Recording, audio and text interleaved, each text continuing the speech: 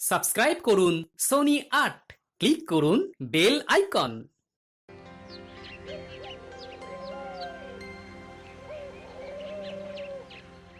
কি হলো মন্ত্রী, তুমি কি তোমার দায়িত্ব ঠিকমতো পালন করছো না আজকাল? কেন মহারাজ, আপনার হঠাৎ এমন মনে হচ্ছে কেন? এই যে তোমাকে খুঁচিয়ে খুঁচিয়ে জিজ্ঞাসা করতে হচ্ছে যে প্রজারা কেমন আছে। আপনার রাজত্বে সবাই তো খুশিই থাকবে, এটাই তো স্বাভাবিক মহারাজ। তার উপর মন্ত্রীমশাইয়ের নজরদারি আছে। মন্ত্রীমশাইয়ের নজরদারিতে আবার প্রজাদের নজর না লেগে যায়। কাজের কথা ফেলে রেখে গোপালের যত আজে বাজে কথা। সে গোপাল যাই বলুক, তাতে প্রজাদের আর কি এসে যায়? তাহলে প্রজাদের কোনো অসুবিধে হচ্ছে না বলছো? অস্বীকার করার উপায় নেই। মহারাজ আর মন্ত্রী মশাইয়ের জুটিতে রাজ্যে উন্নতির জোয়ার এসেছে। এতে মহারাজের কিছু হোক না হোক, মন্ত্রীমশাইয়ের ভালোই হচ্ছে। এবার কিন্তু গোপাল বড্ড বাড়াবাড়ি করছে মহারাজ। সত্যিই তো। না না গোপাল, তোমার আরো সংযত হওয়া প্রয়োজন। আসলে গোপালের কোনো কিছু করার মুরদ নেই তো, তাই ওর হিংসে হচ্ছে। আহা, হিংসা না করে চেষ্টা করে দেখলেই তো হয়। গোপালেরও তো কোনো সুপ্ত প্রতিভা থাকতে পারে মহারাজ, সেটা দিয়ে সকলের মন জয় করতে পারে। নিশ্চয়ই পারো, না পারার আবার কি আছে? যদি তেমন কিছু থাকতো তবে কি আর সেটা চাপা থাকতো মহারাজ? কি হলে কি হতো সেটা না ভেবে এবার কি হয় সেটাই না হয় দেখুন মন্ত্রীমশাই।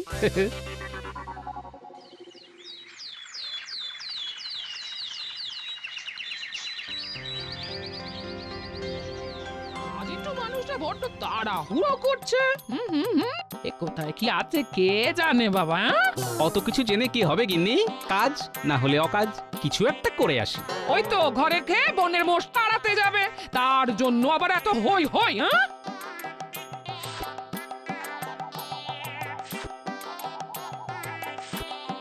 এটাও বুঝছো না গিন্নি? আমাকে দেখতে না পেলে মহারাজ যে অধৈর্য হয়ে পড়বেন। ও খুব তো মহারাজ মহারাজ করছো, বলি এতে লাভের লাভ কি হচ্ছে? লাভের খবর আর কে রাখে? তা রাখবে না কেন? প্রজারা তো কেউ তোমাকে পোছেও না, আর তুমি যে মহারাজের খুবই ঘনিষ্ঠ সেটাও ভাবে না। বলো কি, তাই নাকি? ঠিকই বলছি, তোমার তো আলাদা করে কোনো দামই নেই। তুমিও তো বাকিদের মতো বলছো তাহলে। বাকিদের কথা জানি না, তবে যেটা সত্যি সেটাই বললাম। লোকে আমাকে জানুক না জানুক আর আমার কথা ভাবুক না ভাবুক, মহারাজকে জানলে তার কথা ভাবলেই চলবে, বুঝলে? সেটাও হবে না। আজ মহারাজ আছেন, কাল থাকবেন না, তখন সবাই মহারাজকে ভুলে যাবে। হ্যাঁ, এটা তো ভালো বলেছো। না না গিন্নি, তুমি আমার মাথায় বুদ্ধির বাতি জ্বালিয়ে দিয়েছো। এই এই এই মরেছে, বলি আমি আবার কি করলাম? আরে বাবা, তুমি কেন করতে যাবে গিন্নি? করব তো আমি, আর এমন কিছু করব যাতে মহারাজকেও সবার মনে থাকে আর আমাকেও মহারাজের বিশেষ প্রিয় পাত্র বলে সবাই জানে।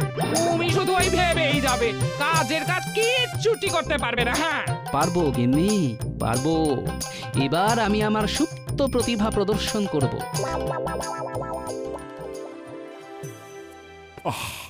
আজ আবার গোপালের কি হলো? কই, এখনো তো তার পাত্তাই নেই। মনে হচ্ছে চাপে পড়ে গোপাল কোথাও বেপাত্তা হয়ে গেছে মহারাজ। সে আবার কেমন কথা মন্ত্রী মশাই? আমি তো জলজান্ত এখানেই আছি। সেই তো, গোপাল খামোকা গা ঢাকা দিতে যাবে কেন? কিন্তু গোপালের আসতে এত দেরি হলো কেন সেটা তো বুঝলাম না। গোপাল নিশ্চয়ই কোনো সুপ্ত প্রতিভার সন্ধান করছিল, তাই দেরি হয়েছে। সুপ্ত নাকি গুপ্ত যাই হোক, নিশ্চয়ই অতি সংক্ষিপ্ত। এতটাই সংক্ষিপ্ত যে না থাকারই মতো।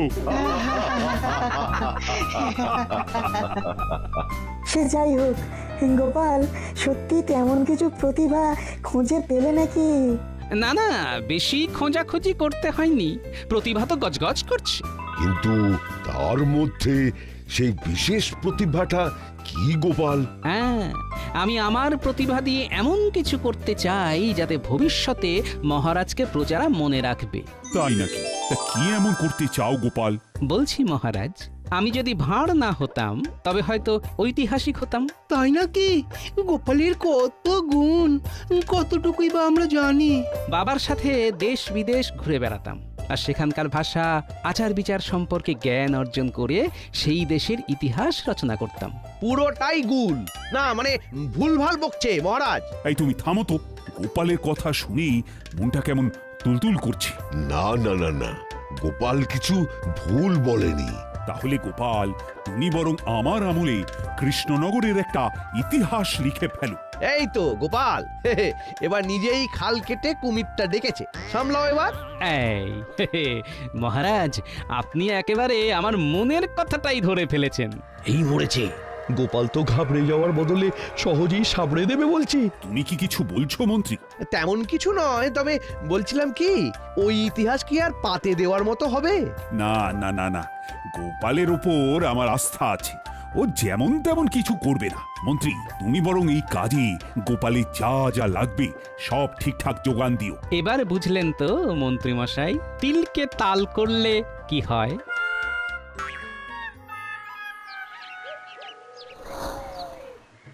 যত সব আদিক্ষেতা, মহারাজের এই বাড়াবাড়িগুলো আমি একদম সহ্য করতে পারি না। সে তো আমিও তোমাকে সহ্য করতে পারি না।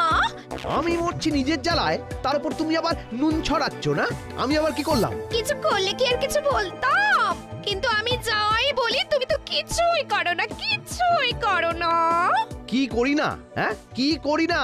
আমি তো তোমার কথাতেই উঠি আর তোমার কথাতেই বসি। তাই বুঝি, তাই বুঝি। তাহলে খালি হাতে ফিরে এলে কেন? যা যা লাগবে সেটা তো একেবারে সঙ্গে করে নিয়ে আসতে পারতে। ও, ওদিকে গোপাল কৃষ্ণনগরের ইতিহাস লিখবে আর আমি শুধু তার ফরমাইশ মতো তাকে এটা সেটা যোগান দিয়ে যাব। আর এদিকে তুমি বলছো এটা সেটা নিয়ে আসতে। আমি কি শুধু এর তার জিনিস যোগান দেওয়ার জন্যই আছি নাকি? গোপাল না হয় কিছু একটা করেছে, কিন্তু তুমি কি করছো?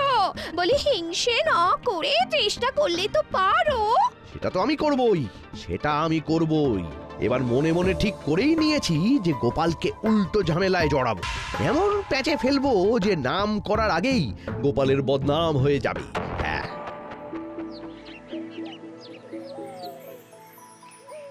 কি করে কি করব ব্যাপারটাকে একটু গুছিয়ে নিতে হবে, বুঝলি? আরে আমরা থাকতে তুমি কেন গুছাবে দাদু? আমরা একেবারে গুছিয়ে সাজিয়ে দেব। তবে শুনলাম তোমার নাকি এখন অনেক কাজ। খবরটা কি সত্যি দাদু? তুইও যেমন, কেউ শুধু শুধু দাদুর নামে মিথ্যে কথা বলবেই বা কেন? কিসের কথা বলছিস বলতো তোরা? কি আবার দিনরাত এক করে তুমি নাকি ইতিহাস লিখছো? ও, খবরটা তাহলে টাটকা টাটকা ভালো মতোই চাউর হয়ে গেছে দেখছি। কিন্তু এইভাবে বসে থেকে তুমি কি ইতিহাস লিখছো সেটাই তো বুঝতে পারছি না। আহা, লিখতে আর কতক্ষণ। তবে ইতিহাস লেখার আগে এভাবেই শুয়ে বসে থেকে সবার আগ্রহ বাড়াতে হবে। আসলে কি লিখছি বড় কথা নয় গিন্নি, বরং কখন লিখছি, কিভাবে লিখছি ইত্যাদি নিয়ে লোকজনকে ভাবাতে হবে। তাহলে এখন কি করবে? কিছুই করব না, মানে লেখালেখি না করে তোদের নিয়ে ঘোরাঘুরি করব, তারপরেই মহারাজের কাছে যাব। বাচ্চাদের তো না হয় কিছু একটা বুঝিয়ে দিলে, এবার সামলাও ওদের। আমি ওদের সামলাবো না, ওরাই বরং দেখবে আমাকে সামলে দেবে।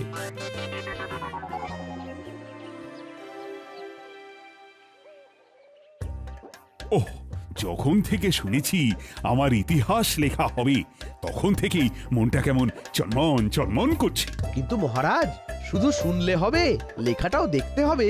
নিশ্চয়ই। তাহলে গোপাল, তুমি নিজের মুখেই বলো তোমার ইতিহাস লেখার কাজ কেমন চলছে? চলছে না মহারাজ, থমকে আছে। সব কাজ কি আর সবার দ্বারা হয় মহারাজ? সে কি, কিন্তু লেখাটা হঠাৎ থমকেই বা গেল কেন? এতদিন তো আমি কেবল ক্ষেত্র সমীক্ষার কাজ করেছি মহারাজ। সমীক্ষা করে কি বুঝলে গোপাল? এটাই বুঝলাম যে রাজ্যের ইতিহাস লিখতে গেলে রাজার ইতিহাসও লিখতে হবে। আব্বা, তাতে অসুবিধাটা কোথায়? কিন্তু সেই কাজটা করতে গেলে আমাকে যে আপনার সঙ্গে সঙ্গে থাকতে হবে মহারাজ। গোপাল তো ছুঁচ হয়ে ঢুকে পড়ার চেষ্টা করছে, এরপরে আবার ওই ফাল হয়ে বেরোবে না তো? তুমি তবে এবার থেকে আমার কাছেই থাকো গোপাল। যত থাকবে তত জানবে, আর যত জানবে তত লিখবে। আপনি যেমন বলবেন মহারাজ।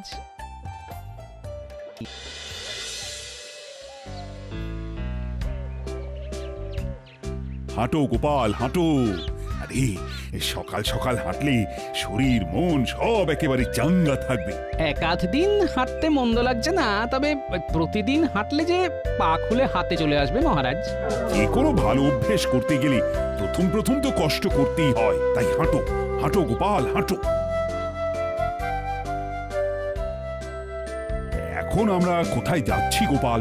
মহারাজ, রাজ্যের কথা লিখতে গেলে তো রাজ্যবাসীর কথা লিখতে হয়। সে তো লিখতেই হবে। তাহলে আসুন ওদের মুখেই ওদের কথা শুনি। হ্যাঁ হ্যাঁ হ্যাঁ, সেটাই ভালো হবে।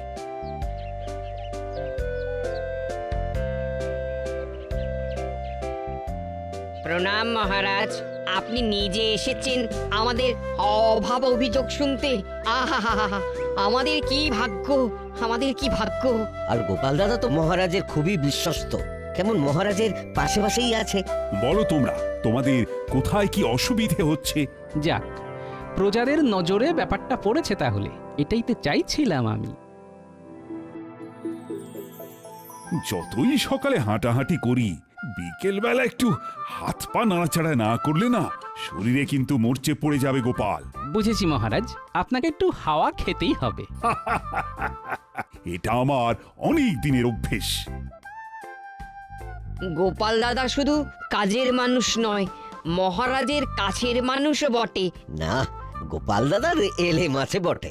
শুনছিস তো? দাঁড়া দাঁড়া, আর কি বলছে শুনি।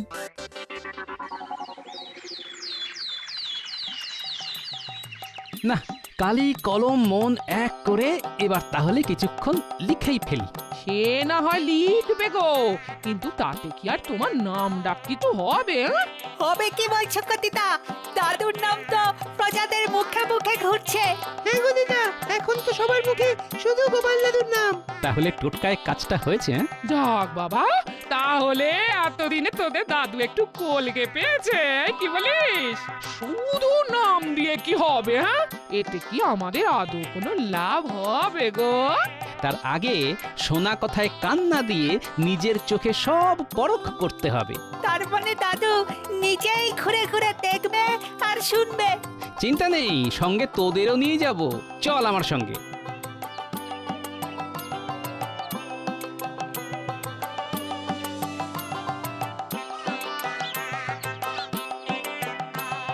হয়তো জায়গায় জায়গায় গ্রামবাসীরা জটলা করছে। সবাই তো তোমার কথাই বলছে। এই যে গোপাল দাদা, যে আমরা তো তোমার কথাই বলছিলাম। জানি তুমি মহারাজের খাস লোক, নাকি দাঁড়িয়ে দুটো কথাও বলা যায় না। তবে যাই বলো আর তাই বলো, তোমার চেহারাখানা যেন কেমন শুকিয়ে গেছে। তাই নাকি? তেমন মনে হচ্ছে বুঝি? এসো না, এসো, একটু জল মিষ্টি খেয়ে যাও। তোমরা দেখছি আমার খুব খেয়াল রাখছো। সে তো রাখতেই হবে, এই সোজা কথায় গোঁজা নেই। তোমাকে খুশি করতে পারলে মহারাজের কাছ থেকে মাঝে মাঝে বিশেষ সুবিধা আদায় করা যাবে।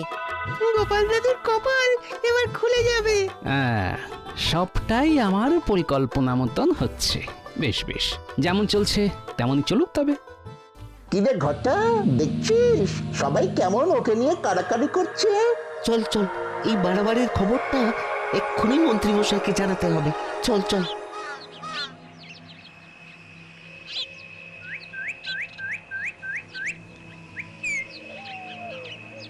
কি জানি গোপালটা ইতিহাস লেখার নামে কি করছে, শুধু মহারাজকে নিয়ে ঘুরছে ফিরছে আর খিটটা খাচ্ছে। শুধু কি তাই, তার সঙ্গে একেবারে গ্রামবাসীদের নয়নের মনি হয়ে গেছে। গোপাল দাদার কি খাতির, আপনার কথা তো সবাই ভুলে গেছে। আচ্ছা, তাহলে জল এত দূর গড়িয়ে গেছে, গোপাল সবার নেক নজরেই আছে। একেবারে নজরে নজরে আছে। যা বুঝছি তাতে তো তুমি নয়, গোপালই এখন মহারাজের ডান হাত। তবে তুমি দেখে নিও গিন্নি, গোপালের এই জনপ্রিয়তাই গোপালের কাল হবে। হ্যাঁ, গোপালকে বদনাম করার জন্য এটাকেই কাজে লাগাতে হবে।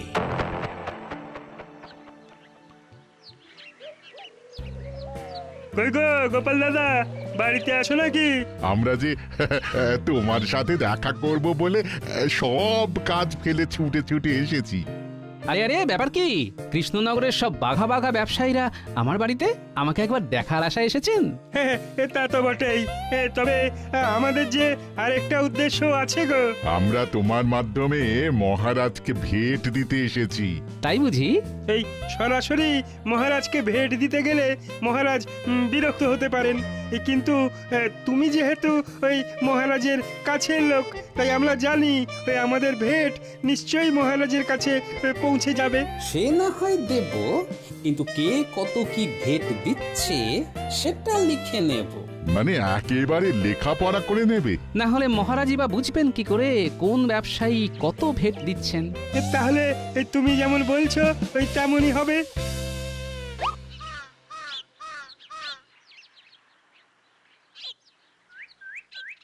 ভালোই তো হলো, থলে থলে মোহর ঘরে এলো।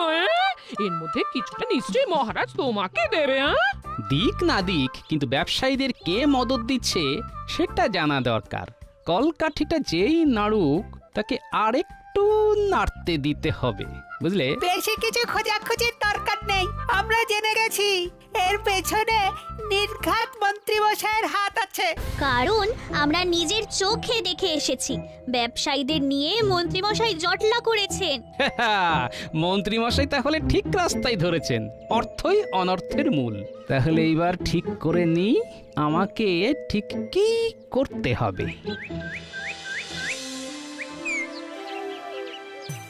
ঠিক কি হচ্ছে সেটা বুঝে উঠতে পারছি না। বোঝার চেষ্টাও করবেন না মহারাজ, কারণ তার জন্য তো আমি আছি। তা তুমি থেকেই বা কি হবে? তুমি কি আর আমার ইতিহাস লিখে দেবে? সেটা তো যে লেখার লিখছে এই গোপাল এক মনে। ইতিহাস আর লিখে দিতে হবে না মহারাজ, গোপাল নিজেই ইতিহাস হয়ে গেছে। মানেটা কি?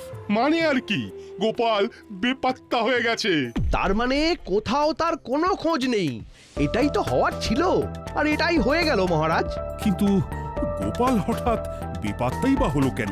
টোপ যা ফেলেছিলাম তাতে কাজ হয়েছে। অত মোহর একসঙ্গে পেয়ে গোপালের মাথা ঘুরে গেছে। এবার বাকি কাজটা গুছিয়ে করতে হবে।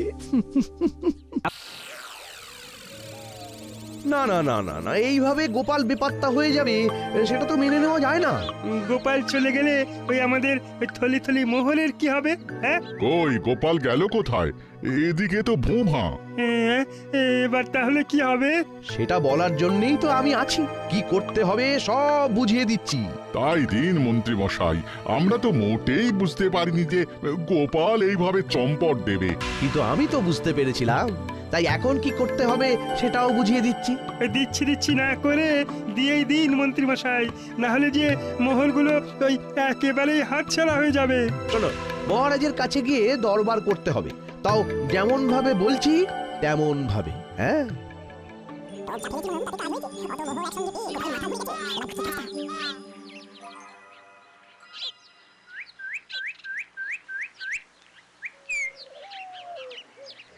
গোপাল দাদু যেমন বলেছিল ঠিক তেমনটাই হলো। দাদুকে খুঁজতে ঠিক বাড়ি পর্যন্ত চলে এলো। এবার কিন্তু আমাদের আসল কাজটাই বাকি আছে, দাদুর লেখা তিস্তা খাতা নিয়ে যথাস্থানে পৌঁছে দিতে হবে।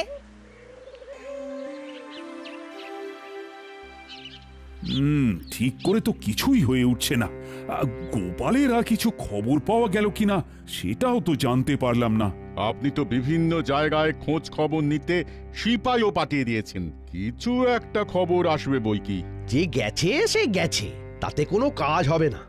সে হোক না হোক, আমার মন কিন্তু খুব খারাপ, কেমন যেন হুহু হুহু করছে।